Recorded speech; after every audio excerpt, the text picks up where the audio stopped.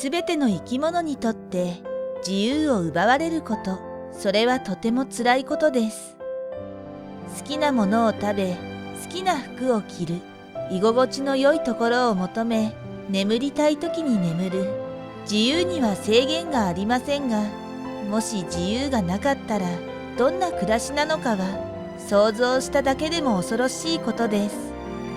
そこで今回は3年もの間自由を奪われ、鎖につながれていた犬の話をお伝えします。その犬の世界のすべてはつながれた鎖が届く範囲だけでした。犬を愛する人なら許せない行為です。この犬の名前はピーナッツ。ピーナッツが住んでいるのはアメリカ・ペンシルバニア州。3歳のピーナッツは生後数ヶ月の時からずっと裏庭の片隅につながれっぱなしで暮らしてきました。ピーナッツの飼い主は広い庭付きの立派な家に住んでいます。しかし、その家の片隅でさえピーナッツのために与えようとはしませんでした。ピーナッツの世界、それは彼がつながれた短い鎖が届く範囲のみ。そして悲しいことに飼い主から愛情を注がれた記憶もありません。3年間、ピーナッツの状況を知る人はいませんでした。ピーナッツは裏庭の片隅から自由になることはなかったのですから。しかし、ピーナッツのいる裏庭のフェンスが倒壊した時、そこにピーナッツがいること、そして鎖につながれっぱなしのひどい状況であることを地域の住民が知ることとなったのでした。行政機関がこの状況について注意はしたようですが、注意しただけでそれ以上のことはしようとせず、状況は全く改善しませんでした。最終的にピーナッツを気にかけた人々は地域外にある動物愛護団体ホープ・フォア・エディ・アニマル・ウェルネスに救助を求めることにしました。このことがきっかけでルゼライン・スタインバーラーさんがピーナッツのことを知ることとなりました。私の娘はホープでボランティアをしていて、この犬についてのたくさんの電話を受けていましたが、遠すぎて行くことができなかったのです。片道1時間もかかり、この犬のために時間を取ることが難しかったのです。と、ルゼラインさんは当時の事情を話しています。そこで、ピーナッツの家はルゼラインさんの家から車ですぐのところにあったので、状況を見に行くことにしました。行ってみると、ピーナッツはボロボロの小屋につながれていました。屋根には穴が開き、床は腐っていて、ピーナッツはどこにも隠れる場所もなく、濡れ放題の状況でした。ピーナッツはそこから動くことができないので、水の中に横たわっていたのです。私は動物が大好きです。本当に悲しかった。私はこの犬を世話し、この犬のために時間を使おうと決め、実行しました。と、ルゼラインさんはピーナッツと初めて会った時の状況を語っています。ルゼラインさんはピーナッツの状況を改善したいという申し出を飼い主にしました。飼い主の女性の話によると、ピーナッツはこの家に来てからずっと鎖でつながれたままだというのです。しかも全く悪いと思っていないようです。かなり昔のペットへの考え方しか持っていないようで、現在のペットを適切に飼うという考え方を持ち合わせていなかったのです。飼い主にとってピーナッツをこのようなひどい状況に置いておくことは普通のことだったのです。しかし一度は行政から犬の飼い方を改善するように注意されたはずです。それなのに悪意がないと主張するのは改善する気は全くなかったとしか思えません。この国の多くの人たちが犬を鎖でつなぐのが当たり前という環境で育ちました。特に地方ではそうです。そしてそれは今でも続いているのです。と話すルゼラインさん。ピーナッツの飼い主はルゼラインさんが世話をしたいという申し出を受け、愛護団体のホープはそのバックアップをすることになりました。私たちはピーナッツに新しい小屋、新しい食器、新しい綱と首輪を用意しました。新しい綱はピーナッツが芝生まで来て寝転べるほどの長さが十分にあります。次に彼に会った時、芝生の感触を楽しんでいる姿を見ました。ピーナッツは笑っていて、まるで違う犬のようでした。ピーナッツの生活環境は改善しましたが、今度は彼の心を満たしてあげる必要があります。ピーナッツはずっと裏庭の隅に置かれ、誰からも構われずに一人きりで過ごしてきたので、なんと自分の名前さえ覚えていなかったのです。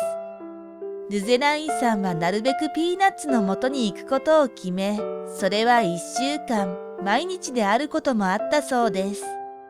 ルゼラインさんはピーナッツと30分は一緒に過ごすようにしました。ピーナッツは最初の頃、誰かが彼のそばに行くと大喜びして飛びついてしまっていました。そうすると誰もピーナッツと一緒にいることができなくなってしまいます。そこでルゼラインさんはまずお座りを教えることにしました。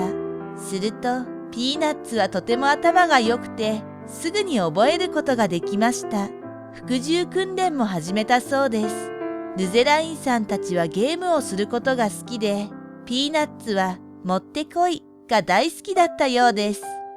その時でさえピーナッツは薄暗い裏庭の片隅に置かれていましたが、ピーナッツの変化に希望を持てたそうです。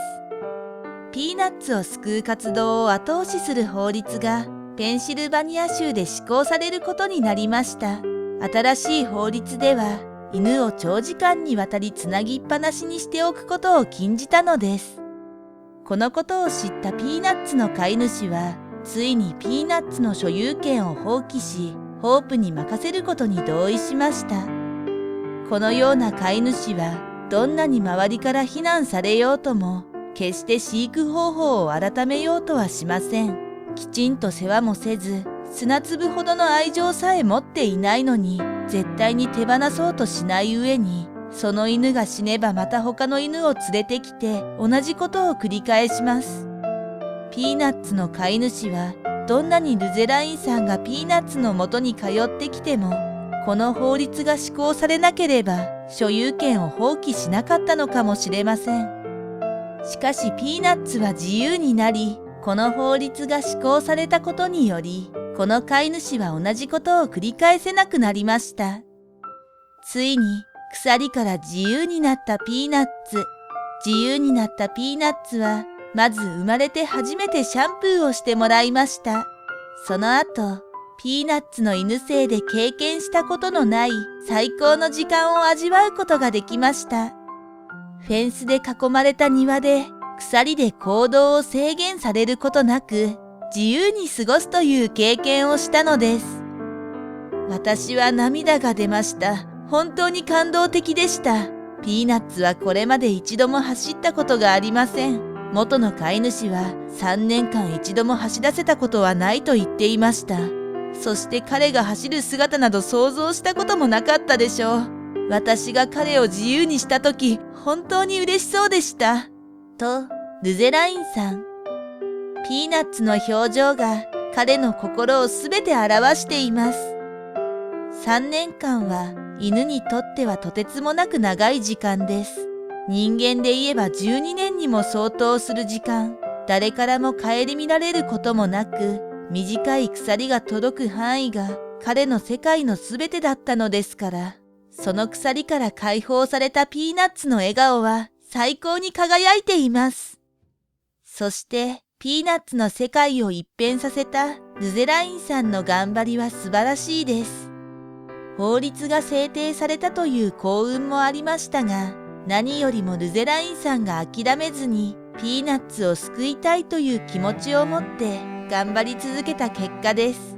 動物愛護団体の支援はあったようですが、遠方であったことを考えると、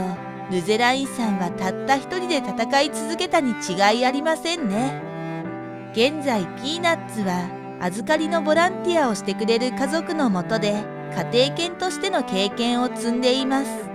家庭犬としての経験を積む、すなわち人間に愛され大事にされる経験をするということです。ホープはペットたちがより良い生活を送れるように守っています。ピーナッツは昼も夜であっても鎖につながれることは二度とないでしょう。と、ルゼラインさんは話しています。アメリカでもかつては鎖で一日中犬をつないでおくことは当たり前でした。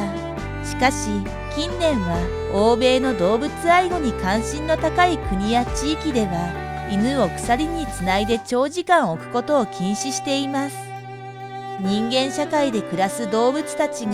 人間によって苦しい思いをすることがないような社会になってほしいと願います。ただただ鎖につなぎ愛情を注ぐこともしないのに、なぜ犬を飼ったのでしょうか。まずそこが理解することができません。犬は人間に無償の愛情を注ぎます。それは自分にも愛情を注いでほしいからなのでしょう。犬は人間に比べて寿命が短い動物です。その犬性の自由を奪う権利は人間にはありません。それは犬に限らずですが、ペットとして家族に迎えたら、その命を大切にしてあげてほしいですね。最後までご視聴いただきありがとうございました。